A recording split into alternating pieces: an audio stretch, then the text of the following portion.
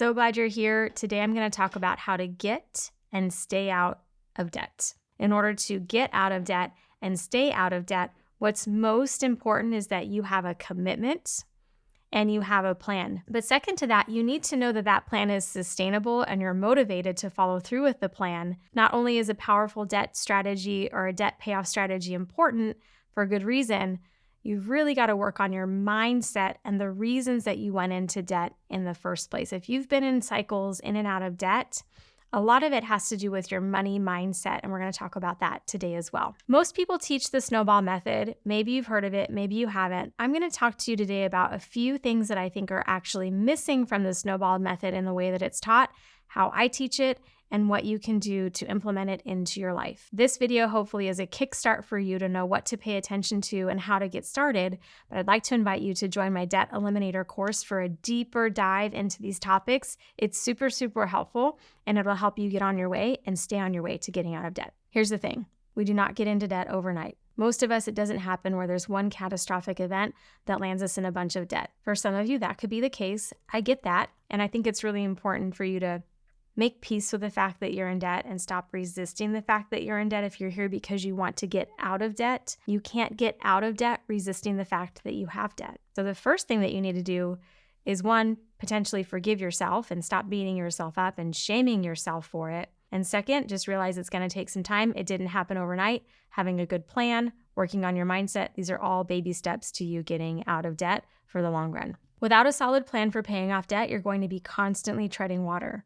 It might feel like you pay off some debt, you get back into debt. You pay off some debt, you get back into debt. Some common things I see with debt dumping is that I have clients who take all of their extra money that they have every single month, and they have maybe 5 credit cards, and they're trying to dump all the extra cash that they have onto their credit cards. That's what I call debt dumping. So even if the minimum is $50, someone who's debt dumping is paying $200 or $250 a month onto that credit card. But they're not just doing that with one credit card. Maybe that's you. You're not just doing that with one credit card. You're doing that with all of your credit cards.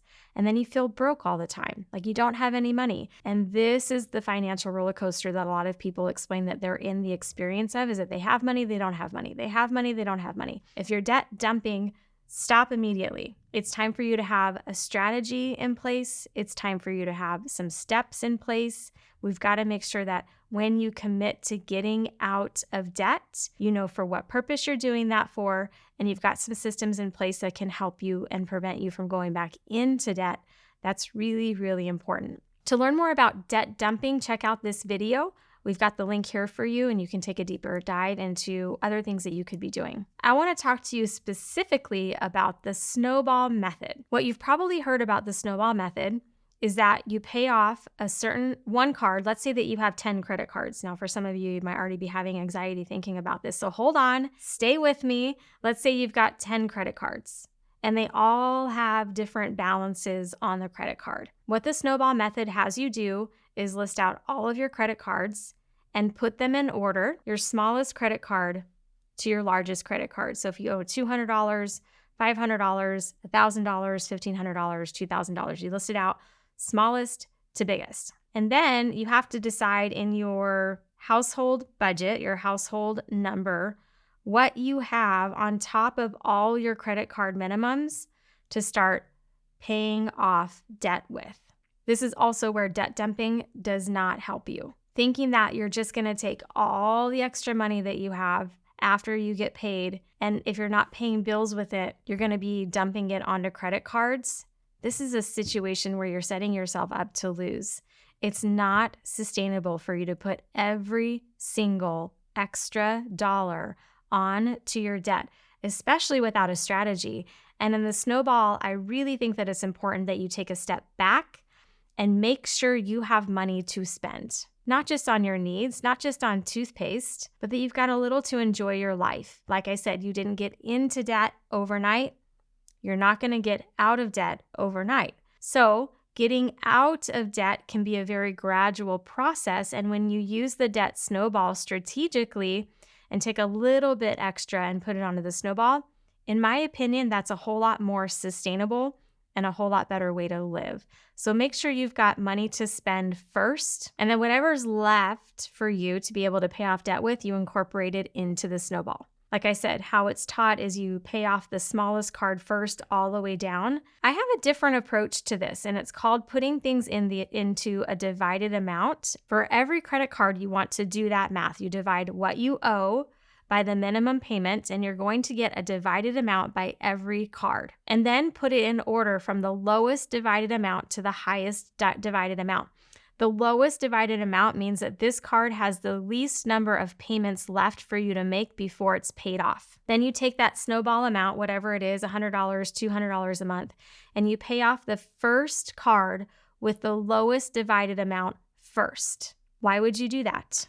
Well, if you're only 5 payments away from paying it off using your minimum payment, you're going to get it paid off really, really fast. Compared to a card that has 60 payments left, it's going to take you a whole lot longer to get that card paid off than the card with the lowest divided amount. It may not look logical, but it is the fastest way for you to incorporate the snowball, making sure that you're using the snowball as designed. Another way for you to get out of debt faster before you implement the snowball is to refinance any high interest debt to lower interest debt. If you have a credit card sitting at 25% interest and you know it's going to take you a lot longer than a few months to get that thing paid off, move that stuff if you can into lower interest before you enact the snowball. This is going to require you to take a deeper dive into what you have, what you can consolidate, what you can move, but you're going to get out of debt a whole lot faster if you have lower interest rates,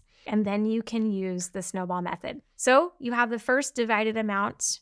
You're going to take your snowball amount, let's say it's $100, and you're going to add it to that payment. You're going to pay the minimum payment of that card, the first card, and the $100 until that card is paid off, which means also that you're going to resist the urge to credit card dump, and you're going to resist the urge from paying anything more on the credit cards that you have. Like I said, if you have 10, the only card that you're going to start paying down aggressively first is that first card. So then when that card is paid off, you take the debt snowball amount, that $100, and the minimum payment amount, and you fold it into the next card. And you use the minimum payments from the first 2 cards and that snowball amount, and you pay that thing off until it's paid off. I'm a big fan of using the snowball in this way.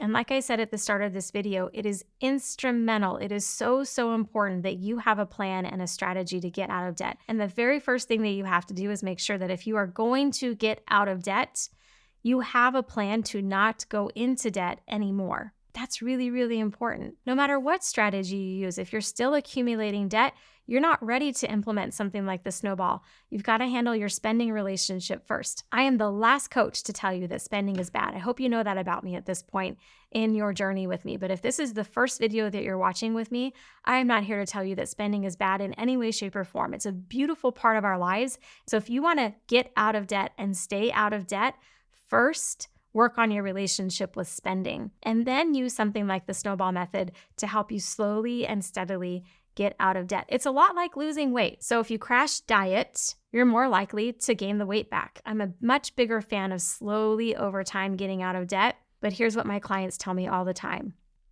That doesn't feel very good. I hear you. I get that. You can see that it's possible for you to enjoy your life, and that debt over time will slowly get paid off. I had a client who did this exact same thing. We refinanced some debt. She could see, because we had planned it out, that it was going to take her a couple of years to get out of debt. But you know what? She did it. She stayed the course. She had a plan. She slowly got out of debt, and her life turned around. You will not get out of debt overnight, just like you didn't get into debt overnight. Know before you implement the plan how long it's going to take you to actually get out of debt. I like to run scenarios here with the get out of debt sheet that I have. What if I put $200 a month on top of my debt? What if I put $300 a month on top of my debt? But using that worksheet, you can calculate how many months total it's going to take you to get out of debt, and you can plan and arrange your life accordingly. So if it's going to be 2 years, it's going to be 2 years. If you want that timeline to move up,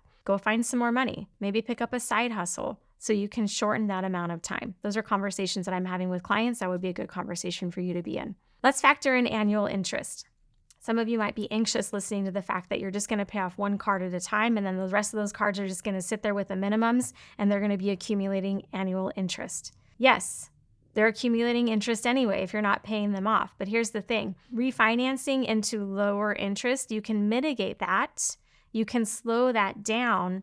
Part of being in debt is that you pay interest, though. You've got to make peace with that and know that the longer path to getting out of debt is the more sustainable path.